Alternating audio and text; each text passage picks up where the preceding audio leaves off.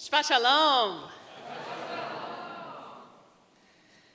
As humans, we have trouble living in the moment. We look back, we look forward. Unlike other species, we are not exclusively tied to the now. We don't see lions reviewing their actions and thoughtfully making sense of their lives. Antelopes are not looking for the meaning of life. They are looking for a good meal or a good place to rest. But for us, reflecting upon our lives is of critical importance. As Socrates famously taught, the unexamined life is not worth living. Torah teaches a similar idea. Right after Cain kills his brother Abel, God asks Cain, "Where are you? Ayeka." Of course, God knows exactly where Cain is. God asks, "Where are you?" as a way of asking, where are you in your life at this moment after you have done this thing? There is an episode in this week's Torah portion referred to as Lot's wife that has a lot to teach us about reflecting upon our own lives. In the story, God destroys the cities of Sodom and Gomorrah after not being able to find enough righteous people living in those cities to justify saving them. However, God sends an angel to save Lot and his family. As they run from the city, the angel warns them, "Don't look back." But Lot's wife did look back. We read, "Vatabeit ishto me'acharav, vatahi netziv melech." Lot's wife looked back and thereupon turned into a pillar of salt. She turned into a human-shaped rock of salt. Why did this happen to her? Our sages offer different explanations. Rashi suggested that perhaps she was so inhospitable and self-centered that she wouldn't even give her neighbors salt when asked. So from Rashi's perspective, her punishment is an ironic twist. She becomes the very thing that she denies others. The Chizkuni says that actually she wasn't turned into a pillar of salt. Rather, she looked back and she saw a pillar of salt. She witnessed God bringing down salt, sulfur, and destruction on Sodom and Gomorrah, and the pillar was the manifestation of that destruction. But there are two explanations for the occurrence of Lot's wife turning into a pillar of salt that are particularly relevant to us. One, Radak says Lot's wife wasn't punished. Rather, she looked back for too long and got caught up in the storm. She didn't just peek. She became completely consumed with watching the destruction until all that was left of her was a pillar of salt.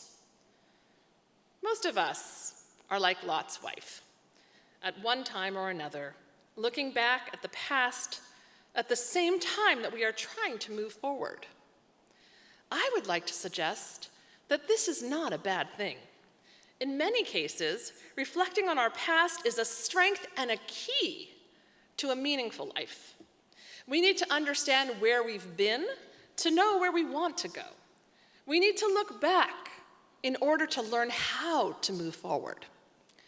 Poet David Whyte expresses a similar idea about regrets. He writes, "Regrets may in fact be a faculty for paying attention to the future, for sensing a new tide where we missed a previous one. To regret fully is to appreciate how high the stakes are in an average human life. Fully experienced, regret turns our eyes attentive and alert to a future possibly lived better than the past." We all have regrets. We have let ourselves down. We have let others down. We haven't always been kind or offered help when we had the chance. We may have missed opportunities to connect with others. We have sometimes been careless and shoved off responsibility. Every single one of us is imperfect and we know it.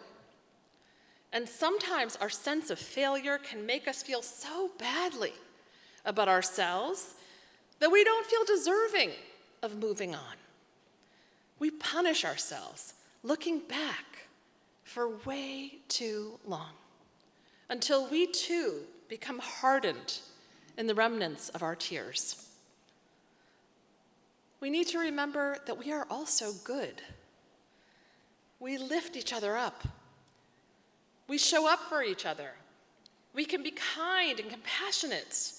Maybe we helped a friend or a family member who was sick, or donated to a worthy cause, or have given good advice, or went out of our way to assist someone in need, or provided cheer for someone in need of uplift. We are there for each other.